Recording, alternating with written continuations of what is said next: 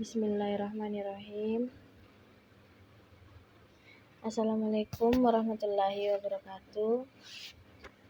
Perkenalkan, nama saya Ratna Sari. Saya dari kelas B Matematika Sains 2018. Baiklah, di sini saya akan mempresentasikan materi yang berjudul metode Newton. Nah, seperti yang kita dengar, metode Newton itu tidak asing lagi di kalangan kita, apalagi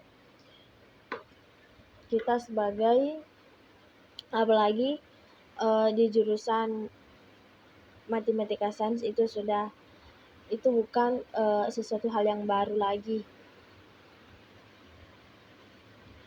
Nah, metode ini seringkali disebut dengan metode Newton-Raphson.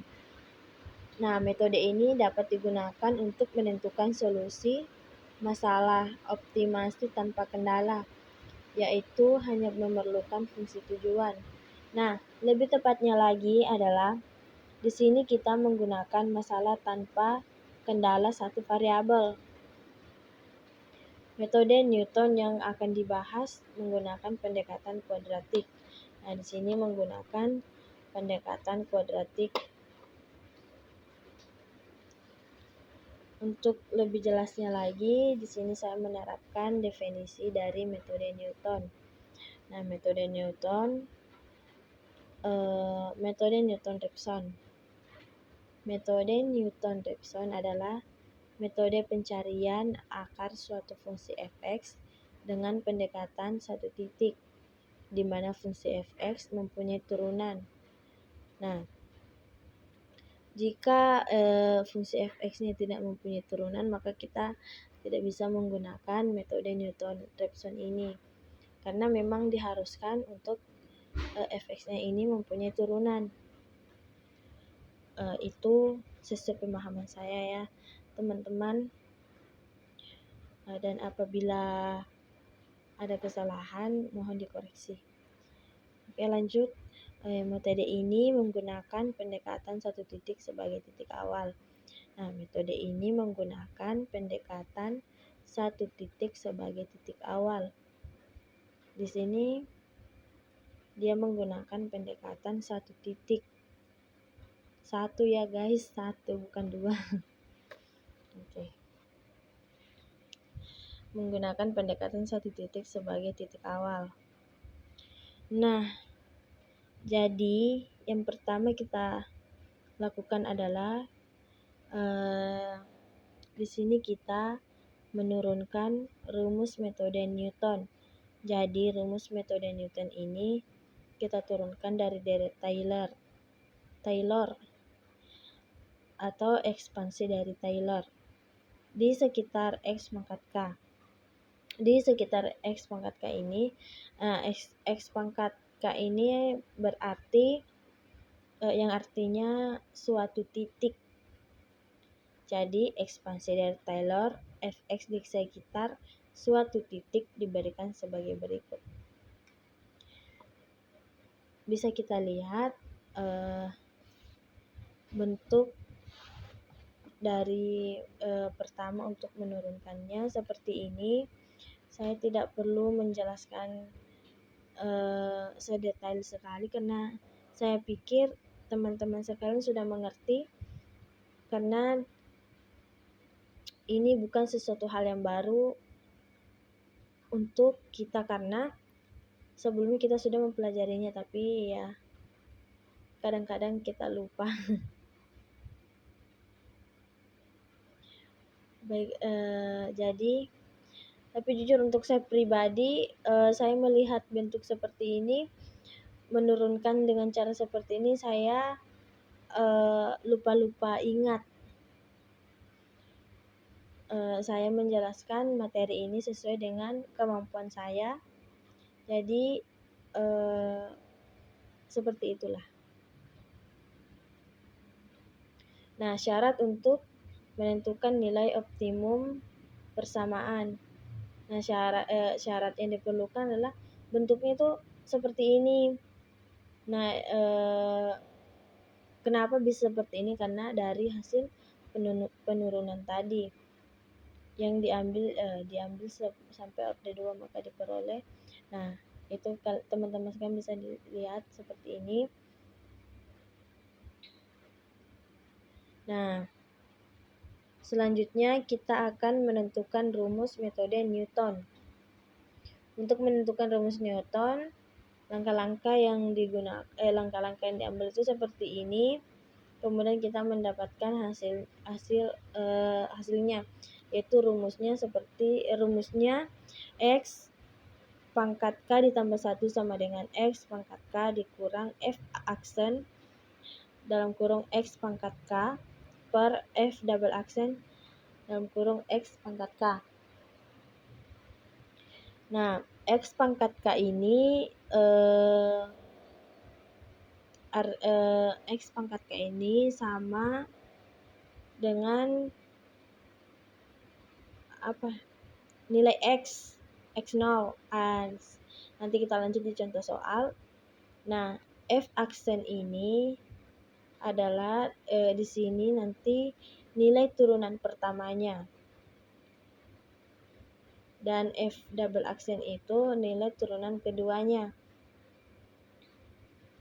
Nah, lanjut algoritma metode Newton. Yang pertama, tentukan nilai tebakan awal X0. Di sini kita menentukan nilai tebakan awal X0-nya. Kemudian yang kedua, hitung nilai titik selanjutnya dengan rumus. Nah, di sini setelah kita menentukan nilai tebakan awal X0, kita langsung menggunakan rumus metode Newton.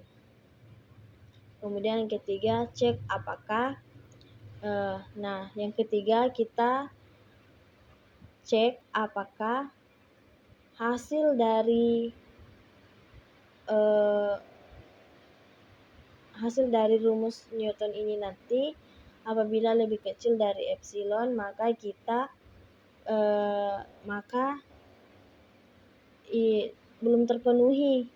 Jadi kita kembali ke yang nomor 2 tadi. Jadi kita harus mengulang mencari nilai X1-nya berapa, X2-nya berapa, kemudian kita kurangkan lagi. Nah, untuk lebih jelasnya, lebih lanjutnya, kita masuk di contoh soal.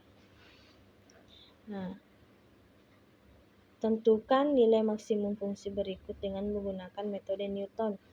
Bisa kita lihat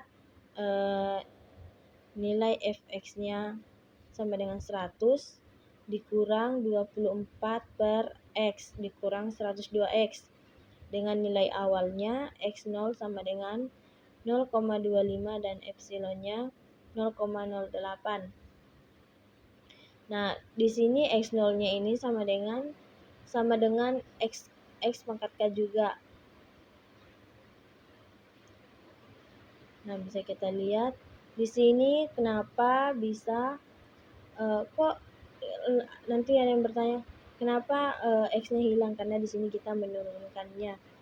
Nah, jadi fx ini kita turunkan, kemudian mendapat hasil seperti ini. Kemudian hasil dari penurunan pertama ini kita turunkan lagi. Setelah diturunkan, barulah kita menggunakan rumus metode Newton. Bisa kita lihat seperti ini. Jadi sebelumnya kita substitusi dulu untuk mencari nilai X1-nya. Nah, setelah disubstitusi kita menggunakan rumus substitusi dulu turunan pertama dan turunan kedua.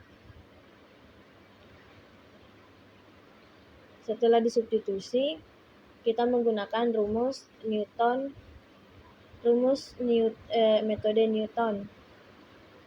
Nah, bisa kita lihat di sini hasilnya adalah 0,25 dikurang 282 per 666. Nah, mendapatkan hasil sama dengan 0,17342.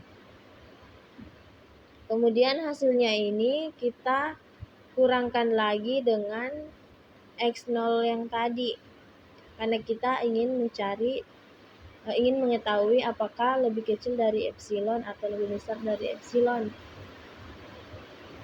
Dan ternyata hasilnya lebih kecil dari epsilon, jadi sudah terpenuhi. Jadi pengerjaannya sampai di sini, tapi apabila epsilonnya tidak lebih dari epsilonnya lebih besar, epsilonnya lebih kecil dari hasil yang kita kurangkan tadi, maka kita lanjut lagi mencari X2. Nah, apabila masih lebih kecil, lanjut lagi mencari X3 sampai seterusnya sampai mendapat hasilnya. Saya kira itu yang dapat saya sampaikan. Mohon maaf jika dalam menyampaikan materi ini saya banyak kekurangan, dan mohon maaf juga karena materinya tidak terlalu saya pahami. Baiklah, saya akhiri. Assalamualaikum warahmatullahi wabarakatuh.